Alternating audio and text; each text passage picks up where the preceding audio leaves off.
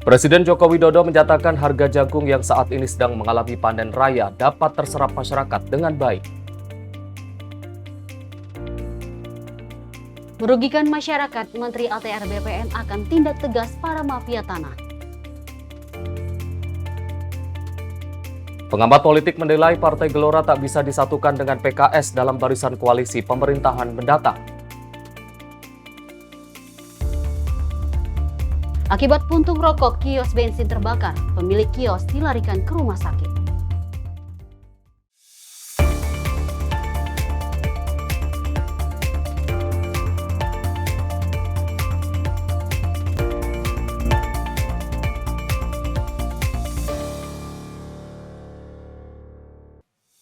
Halo, Selamat malam pemirsa Sinpo TV. Senang sekali kita berdua malam hari ini menemani para pemirsa Sinpo TV di rumah beristirahat. Benar sekali, seperti headline kita, janji kita begitu banyak peristiwa yang terupdate yang akan kita sampaikan untuk menemani malam Anda. Seperti tadi kan, dibacakan oleh Mas Arief, Presiden Joko Widodo ini menyatakan harga jagung yang saat ini sedang mengalami panen raya. Meskipun panen raya, tapi ini Presiden Joko Widodo menyatakan bahwa semuanya akan diserap oleh masyarakat. Jadi tidak ada yang harganya terlalu turun. Benar sekali, dan itu akan dihandle ya, tapi tunggu selengkapnya. Dan juga tadi seperti headline yang kita sampaikan, merugikan masyarakat, Menteri ATR BPN ini tindak tegas para mafia tanah.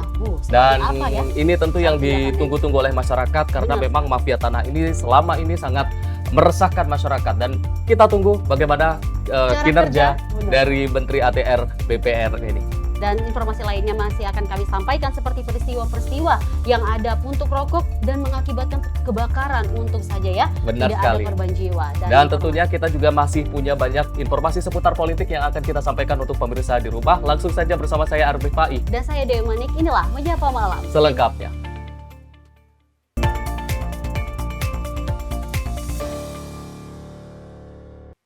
Dewi dan juga pemirsa Sinpo TV, kita awali Menyapa Malam edisi kali ini dengan informasi seputar Presiden terpilih Prabowo Subianto yang menyatakan tantangan yang dihadapi oleh pemerintah Indonesia ke depan semakin berat. Sudah seharusnya pemerintah bekerja untuk kepentingan rakyat demi keselamatan bangsa Indonesia.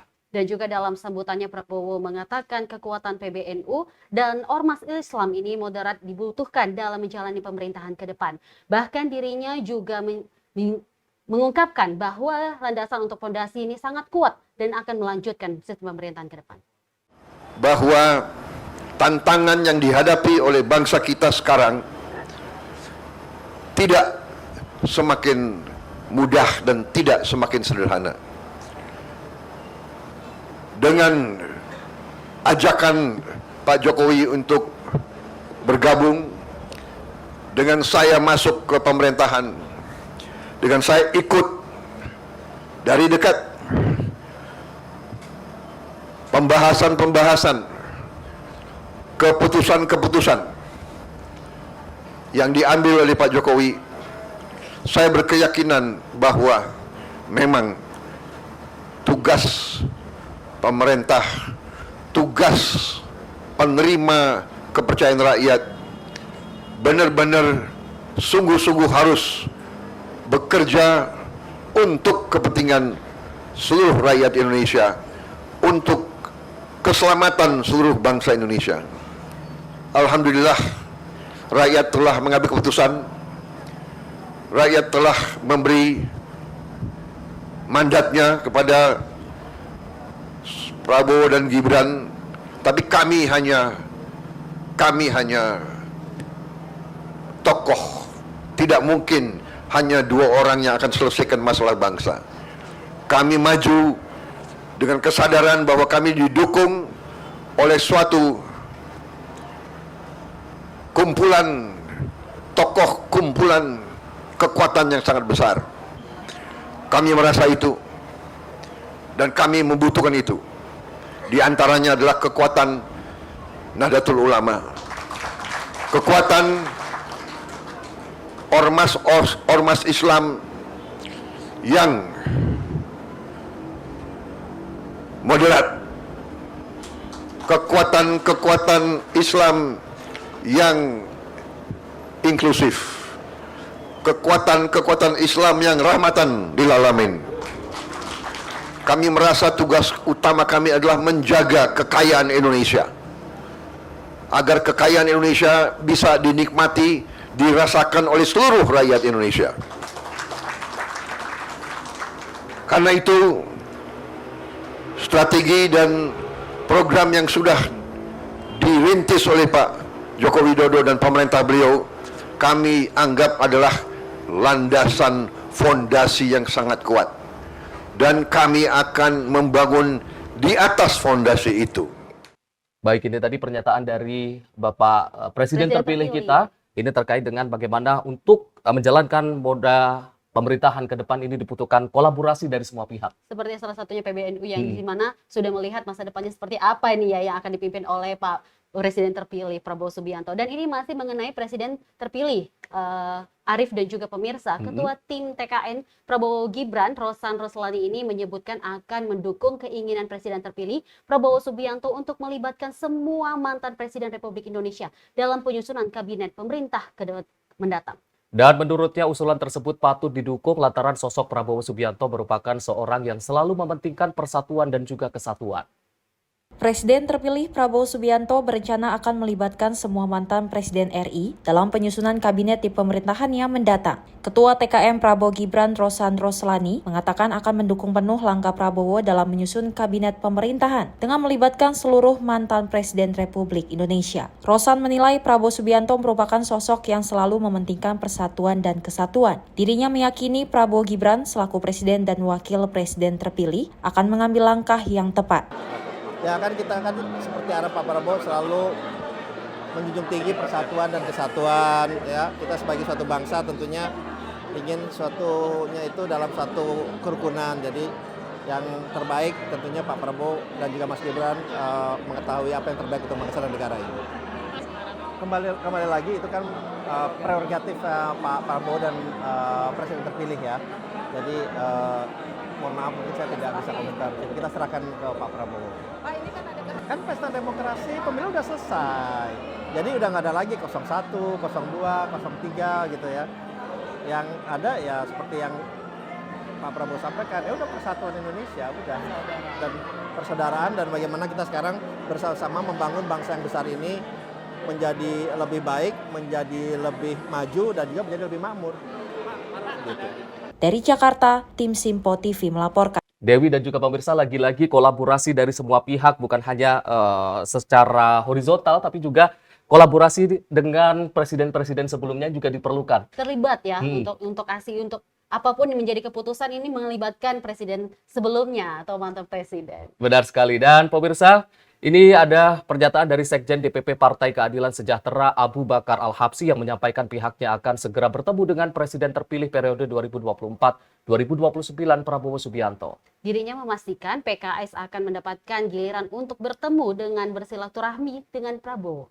Sekjen DPP Partai Keadilan Sejahtera Abu Bakar Al-Habsyi memastikan partainya akan segera menggelar silaturahmi dengan Presiden terpilih periode 2024-2029 Prabowo Subianto. Hal itu disampaikan Abu kepada awak media di kantor DPP PKS Jakarta Sabtu 27 April 2024. Abu mengatakan dan meyakini pertemuan antara PKS dan Prabowo akan terselenggara usai mitra koalisinya yakni Partai Nasdem dan Partai Kebangkitan Bangsa atau PKB yang sudah lebih dahulu bertemu dengan Prabowo. Lebih lanjut, Abu menambahkan, PKS dan Prabowo sudah melakukan pembicaraan dalam mencocokkan waktu untuk menggelar pertemuan. Ya kita tunggu saja nanti. Kan udah pada kebagian, tinggal PKS nanti juga kebagian juga. Tapi belum ada jadwal, Bib. Kapan ke... Sudah dialog, tinggal diatur jadwal. Kira-kira kapan, Bib? Segera. Ikan cepat, ikan gabus lebih cepat, bagus. Ya. Dari Jakarta, Jihan Nabila, Azizul Hakim, Sinpo TV melaporkan. Nah, ini informasi selanjutnya pemirsa, Partai Gelora secara terang-terangan menolak rencana Partai Keadilan Sejahtera untuk bergabung ke dalam koalisi Prabowo Gibran. Dan melalui pesan singkat di WhatsApp, juru bicara PKS Mabruri mengatakan bahwa pihaknya akan memberikan tanggapan ataupun respon terkait kabar tersebut. Melalui sambungan WhatsApp, PKS menegaskan jika pihaknya belum bisa memberikan statement khusus terkait rekonsiliasi PKS dengan kubu Prabowo Gibran. Saat dihubungi juru bicara PKS Mabruri, tidak berkomentar apapun ketika tim Simpo TV menanyakan terkait Partai Gelora yang menolak PKS bergabung ke pemerintahan Prabowo Gibran. Sementara itu, pengamat politik dari Universitas Al-Azhar Ujang Komarudin menilai sikap Partai Gelora tersebut adalah hal yang wajar. Ujang berpendapat jika masuknya PKS ke dalam pemerintahan Prabowo Gibran akan melemahkan pengaruh dan juga kekuatan Partai Gelora di dalam koalisi. Lebih lanjut, Ujang juga menyebut bahwa Partai Gelora dan PKS sulit disatukan karena latar belakang maupun sejarah dari kedua partai tersebut. Jika kita mengamati secara dalam penolakan Partai Gelora kepada PKS yang akan masuk koalisi Prabowo Gibran, itu sebagai sebuah penolakan yang serius. Artinya ada riak-riak di Kim karena penolakan Partai Gelora tersebut. Tetapi memang tidak ada penolakan dari partai lain. Kenapa Gelora ada menolak? Ya karena memang secara historis mereka tadinya satu, lalu pecah, akhirnya ada Gelora lahir. Dalam konteks itu, ketika PKS masuk koalisi pemerintah Prabowo Gibran, maka pengaruh kekuatan dari Gelora itu sedikit demi sedikit akan tersingkir, akan terkalahkan oleh PKS yang ketika masuk ke Prabowo Gibran akan kuat. Kenapa? Karena ya PKS partai parlemen, kekuatan parlemennya kelas menengah, artinya cukup lumayan kursi di DPR-nya. Nah dalam konteks itu ya suka tidak suka, senang tidak senang, Partai Gelora ya akan tersisi, akan tersingkirkan, akan hilang pengaruhnya di koalisi Indonesia Maju ketika PKS masuk ke Prabowo Gibran. Dan kenyataannya akan seperti itu. Ya oleh karena itu ya dalam kebatinan Gelora ya harus ditolak, harus tidak masuk.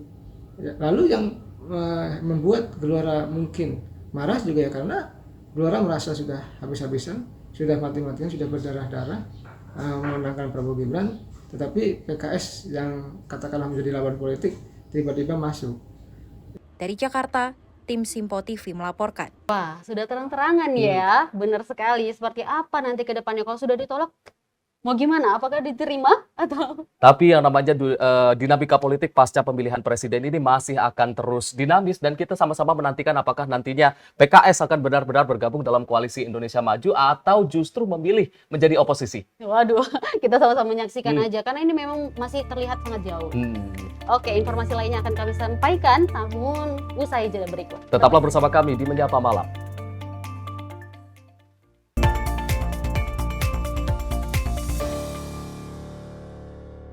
Menyapa Anda sebelum memulai hari dengan penuh semangat pagi. Halo, selamat pagi. Pagi Sally, pagi pemirsa dimanapun semua. Beragam informasi dari seluruh penjuru negeri siap menemani Anda di pagi hari. Kami hadirkan beragam informasi terkini yang terjadi dari dalam dan luar negeri, tentunya dengan nuansa masa kini. Wow, Sally, bener kan? Aku bilang tadi bahwa kekalahan adalah kemenangan yang tertunda. Oke, tetap tebarkan semangat dan juga terbitkan keceriaan. Sebarkan cinta terbaik Anda untuk orang di samping Anda. Saya Wira Ananta. Dan saya Festi Rahmadi. Kami pamit undur diri. Selamat pagi. Dan sampai jumpa. Sampai jumpa. Pastikan Anda bersemangat di pagi hari bersama kami dalam program Menyapa Pagi. Senin hingga Jumat pukul 6 pagi hanya di Simpo TV.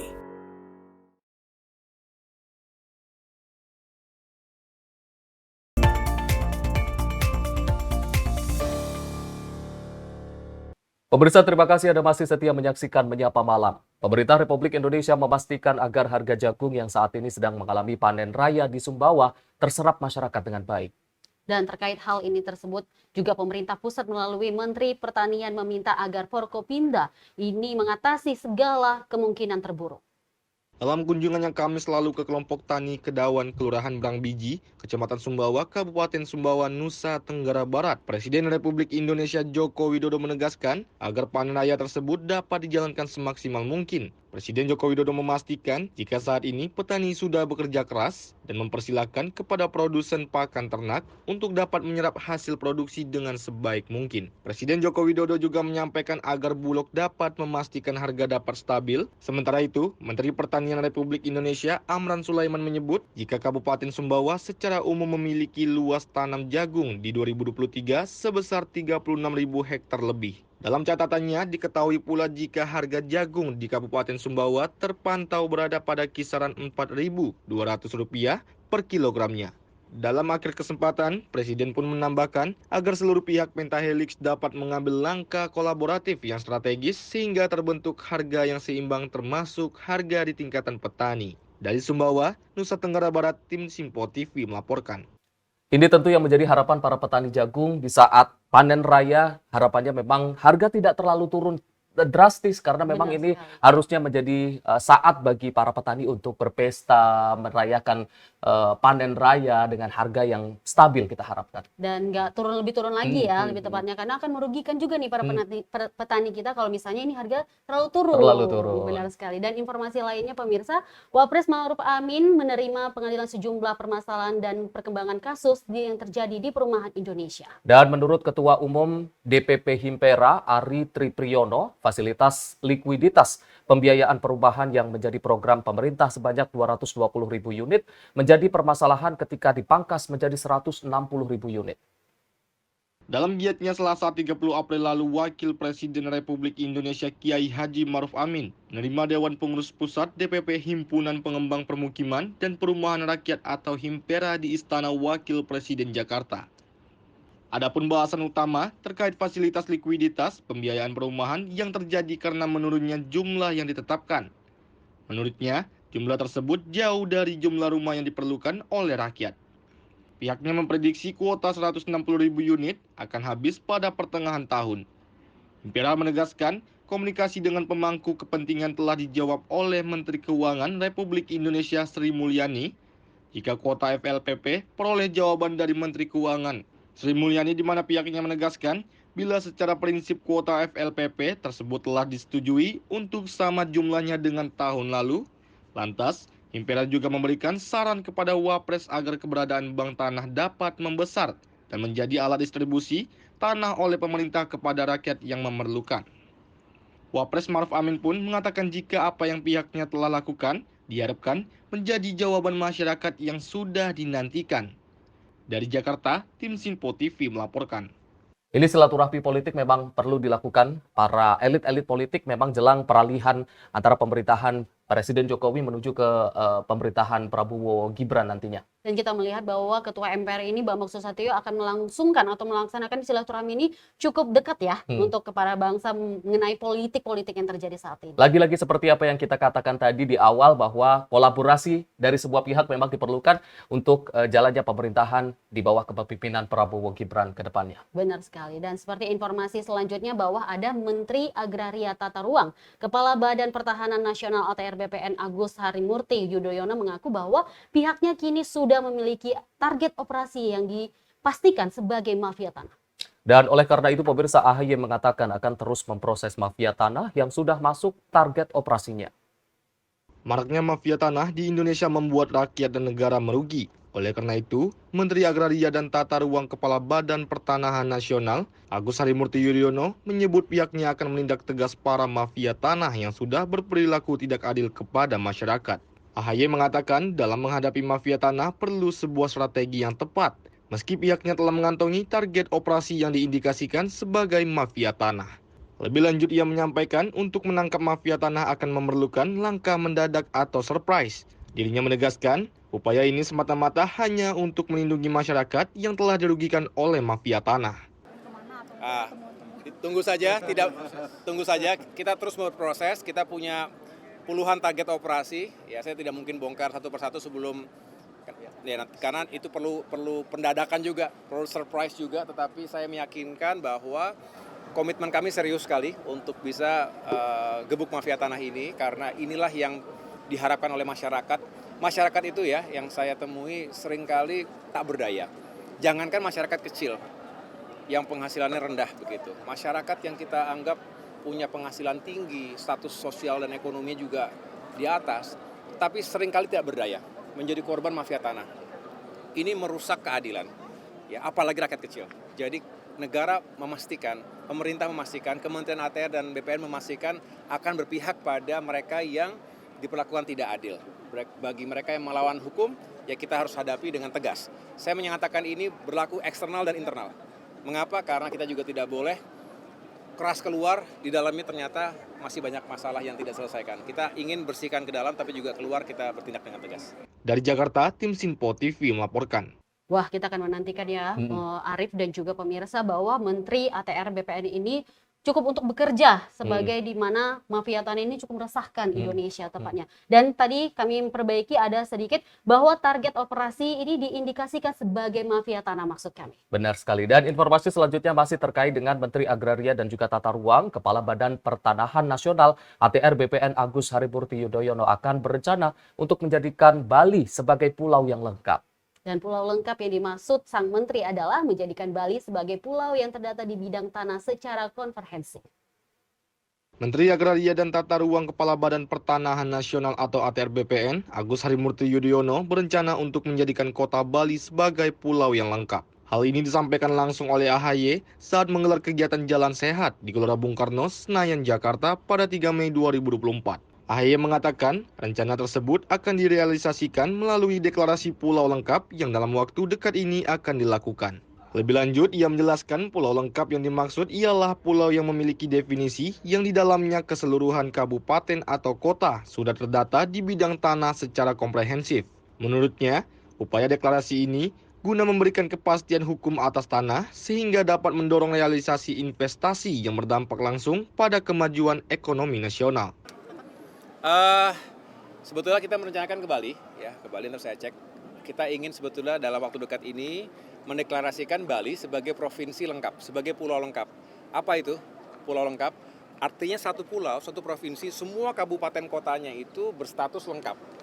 Nah, lengkap dalam arti seluruh bidang tanah yang ada dalam kabupaten kota, termasuk satu provinsi tersebut, sudah terdata dan terpetakan. Nah, mudah-mudahan ini akan semakin mempercepat upaya kita untuk meyakinkan Bali ini semakin punya kepastian hukum atas tanah, baik untuk investasi, kemajuan ekonomi, bisnis, termasuk juga bagi masyarakat ya. Ini penting sekali. Kita juga terus ingin mempercepat proses sertifikasi elektronik. Dengan sertifikat elektronik ini sebetulnya lebih mempersempit ruang bagi praktik-praktik mafia tanah. Nah, disinilah yang menjadi tugas kita, tapi saya senang progresnya juga real, di sana-sini semakin banyak yang sudah punya layanan lengkap secara elektronik, secara digital, bukan hanya ini tren, tetapi sebuah kebutuhan kita agar pada saatnya transformasi digital itu membawa Kementerian ATR itu semakin responsif, tapi juga semakin akuntabel, kita mengurangi segala bentuk ya kerugian negara juga, termasuk juga pungli dan lain-lain, karena semuanya langsung pakai sistem. Nah, ada pertanyaan bagaimana dengan sistem online ataupun digital yang bisa saja ada hackernya. Ya tentu ini menjadi concern semua lembaga pemerintahan yang sudah melakukan transformasi digital. Itulah kita terus memperkuat sistem kita, security-nya, privacy kita, dan juga mudah-mudahan ini bisa menjadi backbone pada saatnya ya kita sudah clear dengan hal-hal yang sifatnya cetak gitu ya, semuanya sekarang serba digital. Ini yang lebih kita kedepankan dalam waktu mendatang. Dari Jakarta, tim Sinpo TV melaporkan.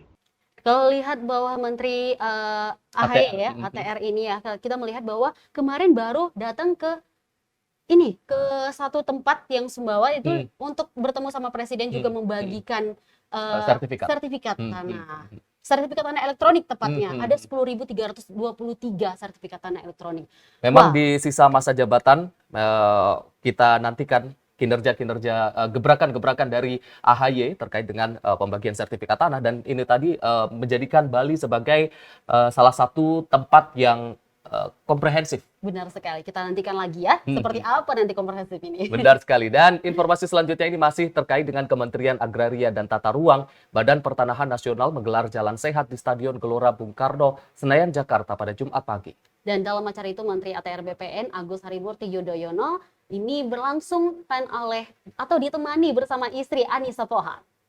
Menteri Agraria dan Tata Ruang Badan Pertanahan Nasional Agus Harimurti Yudhoyono menggelar Jalan Sehat di Stadion Gelora Bung Karno, Senayan, Jakarta pada Jumat pagi. Dalam acara tersebut, Menteri ATR BPN sekaligus Ketua Umum Partai Demokrat Agus Harimurti Yudhoyono ditemani langsung oleh sang istri Anissa Pohan serta dimeriahkan oleh ratusan jajaran pegawai Kementerian ATR BPN dari berbagai daerah. AHY mengatakan selain menjadi pola hidup sehat, acara ini juga digelar agar dapat bercengkrama dan berdiskusi bersama jajaran kementeriannya. Iya, saya senang sekali sudah diniatkan sejak lama ya, sejak saya masuk ke Kementerian ATR BPN, tapi baru ada kesempatan sekarang. Saya ingin berolahraga dan mudah-mudahan bukan cuma sekali, tapi jadi sebuah kegiatan yang rutin untuk jajaran di Kementerian ATR BPN, utamanya yang ada di Jakarta ini.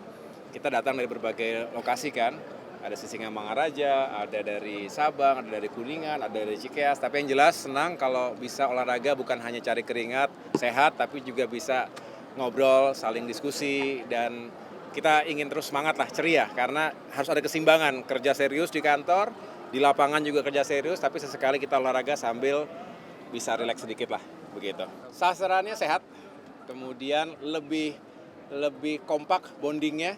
Ini penting, saya selalu meyakini organisasi itu tidak hanya serba terikat dengan secara hubungan profesional saja, tapi juga hubungan personal, emosional, dan terbangun dengan kegiatan-kegiatan semacam ini. Kalau hanya berhadapan dengan tugas-tugas yang memang menjadi tugas dan tanggung jawab kami begitu ya, maka kita sifatnya sangat normatif. Tetapi dengan begini, kita saling mengenal, lebih baik chemistry-nya satu sama lain, sehingga pada saatnya kembali bekerja di kantor, kembali melaksanakan tugas, kita lebih kompak lagi. Dan biasanya hasilnya lebih produktif lagi. Dari Jakarta, tim Sinpo TV melaporkan. Seru sekali Pak AHY di jalan sehat bareng sang istri. Benar sekali, cantik sekali ya ibunya ya, Ibu Anissa Pohan ini ya. Dewi kalah cantik deh kayaknya Itu ya. minggir ya gitu. Baik pemirsa, kita masih punya informasi menarik lainnya, tapi jangan kemana-mana, tetaplah bersama kami di Menyapa Malam. Sinpo TV.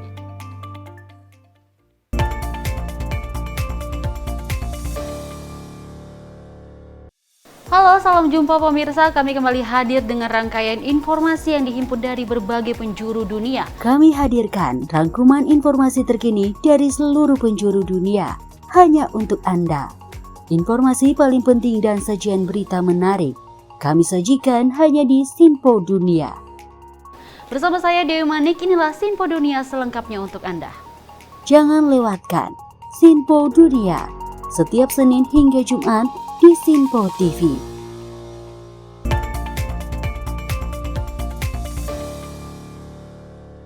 Terima kasih pemirsa, Anda masih setia bersama kami dalam Menyapa Malam, dan informasi selanjutnya kami hadirkan Wakil Ketua KPK Nurul Gufron ini mengaku sengaja tidak menghadiri persidangan etik di KPK. Dirinya menyebut sudah mengajukan surat permohonan pemeriksaan sidang etik terhadap dirinya untuk ditunda.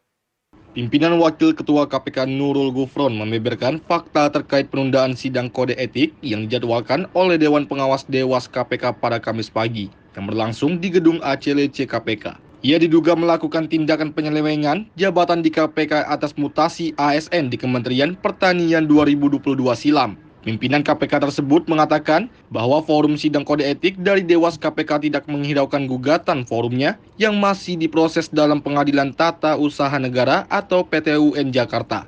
Forumnya atau sidang etiknya yang memeriksa dugaan pelanggaran etik terhadap saya sedang saya gugat ke PTUN Jakarta. Forumnya saya gugat.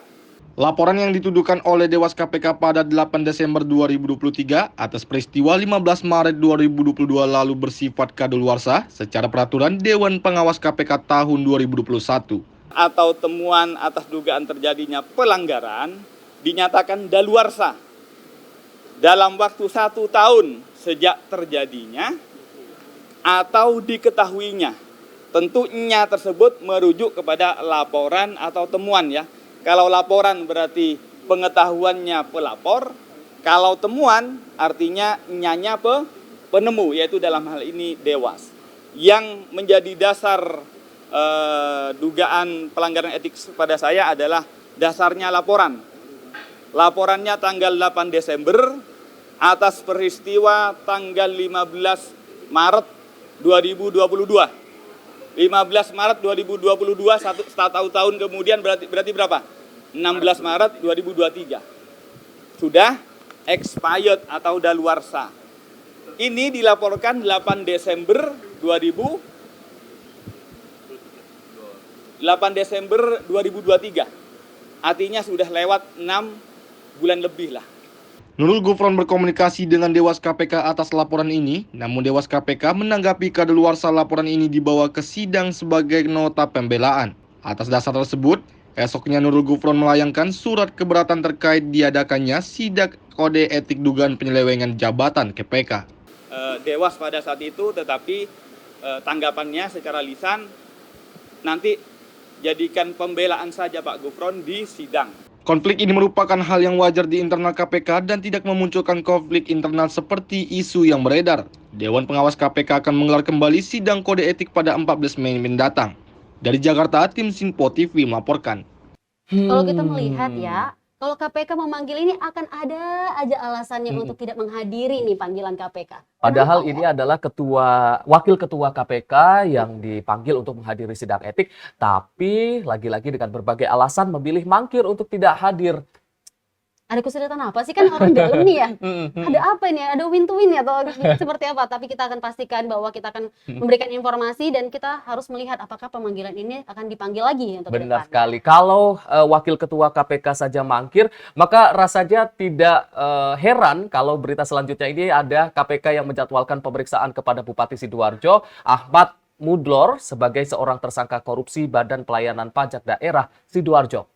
Dan dalam pemeriksaan dijadwalkan Jumat dini hari, di mana penyelidik KPK menerima surat konfirmasi dari kuasa hukum bahwa Ahmad Mudlor ini mangkir tanpa disertai alasan tidak kehadirannya.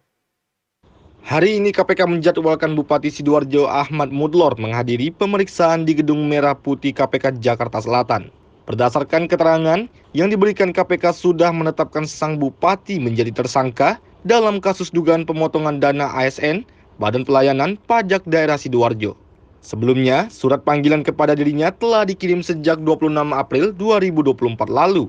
Namun pada pemanggilan hari ini, KPK menerima konfirmasi dari tim kuasa hukum bahwa tersangka tidak bisa memenuhi panggilan pemeriksaan dengan keterangan yang tidak jelas. Ali Fikri menekankan pemanggilan ini merupakan kesempatan bagi Ahmad Mudlor menyampaikan apa yang diketahuinya mengenai materi kasus dugaan korupsi BPPD Sidoarjo. Selain itu, KPK juga memberi peringatan kepada tim kuasa hukum untuk tidak memberikan saran-saran yang menyalahi prosedur, karena KPK tidak akan segan-segan untuk menerapkan pasal 21 Undang-Undang Nomor 31 Tahun 1999. Dari Jakarta, tim Sinpo TV melaporkan. Kalau wakil ketua KPK saja mangkir, maka tidak heran kalau misalkan tadi pejabat daerah yang dipanggil oleh KPK juga mangkir. Benar sekali, mau gimana ya, sebagai contoh seharusnya ya. Kalau misalnya memang ada kesibukan atau ada agenda lain seperti sakit dan lain-lain, itu kayaknya butuh pemanggilan kedua, dan kita akan menantikan bagaimana pemanggilan kedua untuk pejabat dari Sidoarjo ini. Sakit ya, tapi bukan pura-pura sakit. Iya. Dan ini pemirsa, informasi selanjutnya ini masih terkait dengan Pengadilan Negeri Jakarta Barat yang menunda sidang perdana perkara narkotika yang melibatkan aktor Ahmad Zoni yang seharusnya dijadwalkan hari ini. Penundaan sidang hari ini dilantarkan belakangi tidak hadir jaksa penuntut umum dan terdakwa. Pernyataan ini disampaikan juru bicara Pengadilan Negeri Jakarta Barat, Iwan Wardana, di Pengadilan Negeri Jakarta Barat. Iwan menuturkan sidang yang melibatkan aktor Ahmad Zoni terkait perkara narkotika yang seharusnya digelar hari ini ditunda untuk sementara waktu.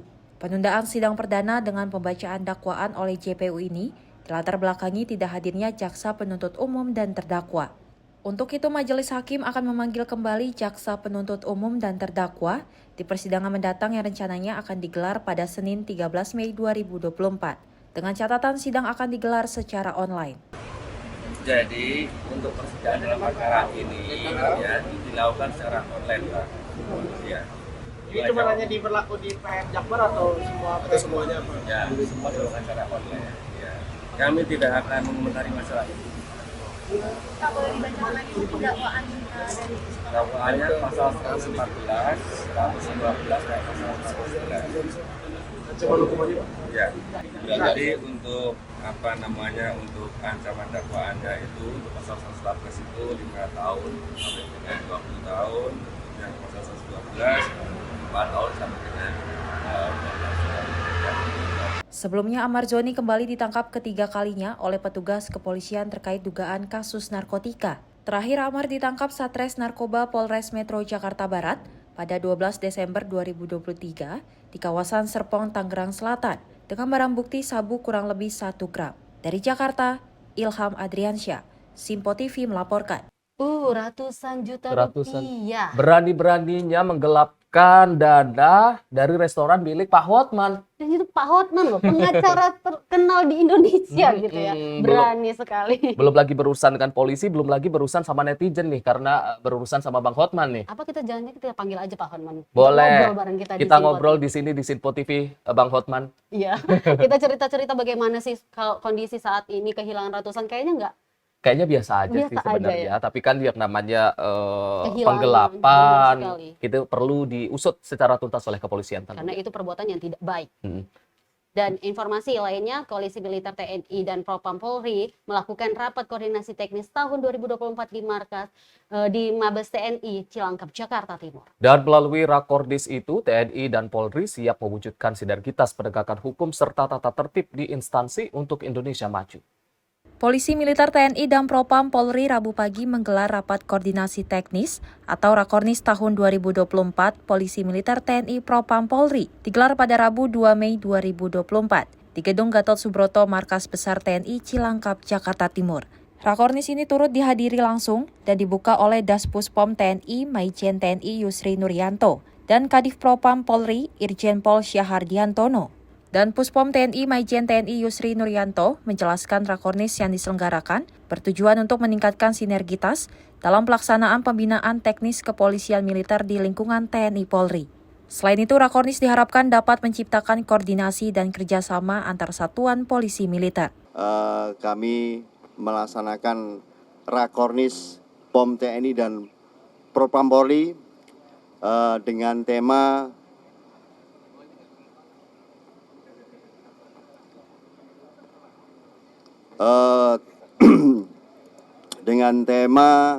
bahwa POM TNI dengan Propam Polri mewujudkan sinergitas dalam hal penegakan hukum, disiplin dan tata tertib untuk Indonesia maju. Perlu kami sampaikan bahwa kegiatan ini dihadiri oleh seluruh dan Satpomat masing-masing angkatan, jadi ada darat, laut, dan udara. Di samping itu juga dihadiri oleh seluruh Kabid Propam seluruh Indonesia, jadi dari Polda-Polda hadir di sini. Tujuan kegiatan ini adalah yang pertama untuk menyamakan persepsi, pola pikir, dan pola sikap dalam hal penegakan hukum, disiplin dan tata tertib di lingkungan TNI dan kepolisian. Di samping itu juga untuk mewujudkan suatu penegakan hukum yang solid, jadi yang transparan, akuntabel. Diharapkan tidak ada istilahnya adanya friksi-friksi yang terjadi di bawah ya. Dengan kita ada di sini, kita akan menyamakan persepsi, kemudian kita akan menyatukan pola sikap dalam hal penindakan, penegakan hukum dan disiplin. Dari Jakarta, Jihan Nabila, Azizul Hakim, Simpo TV melaporkan. Memang di masa saat ini tidak ada lagi yang namanya saling bersaing, tapi yang penting adalah bersinergi, kolaborasi, kerjasama antara instansi. Benar sekali, kayak mewujudkan sinergi ini benar POM TNI Propam Polri gelar Rakornis gitu ya. Dan kita harapkan bagaimana wujud nyata nanti dari hasil koordinasi dan juga kolaborasi antara TNI dan juga Polri ini. Kita akan saksikan. Dan seperti informasi lainnya akan kami sampaikan, namun usai jeda berikut tetaplah bersama kami Menyapa Malam.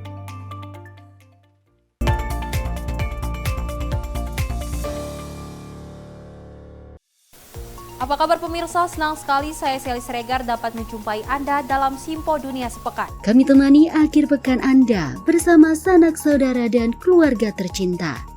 dengan sajian informasi yang unik dan menarik dari berbagai negara.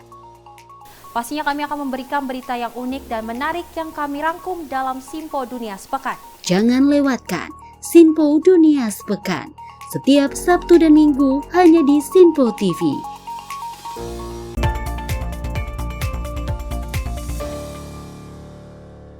Terima kasih pemirsa, Anda masih setia menyaksikan Menyapa Malam Simpo TV, dan informasi selanjutnya ini terkait dengan truk kontainer dan juga minibus yang mengalami kecelakaan di Jalan Tol Jor Cakung, Jakarta Timur pada Jumat pagi. Dan akibat kecelakaan ini, kemacetan panjang terjadi hingga lebih dari 5 km.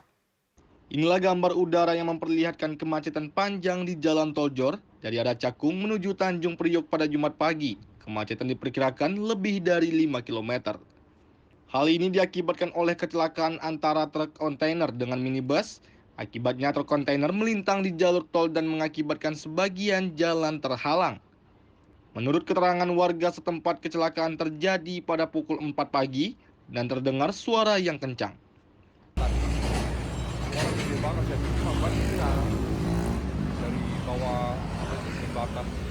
Dari jam 4 pagi ya Pak ya? Ini mobil apa Pak? Kontainer kayaknya. Cuman katanya sih nimpak Avanza itu Pak. Ada mobil lain berarti ya? Oke. Dari jalur pertama sih nyebrang mobil pindah jalur. Ini dari arah mana sih kalau kita? Dari arah mungkin Priok kali ya, mau arah ke lurus ke sana yang kemarin.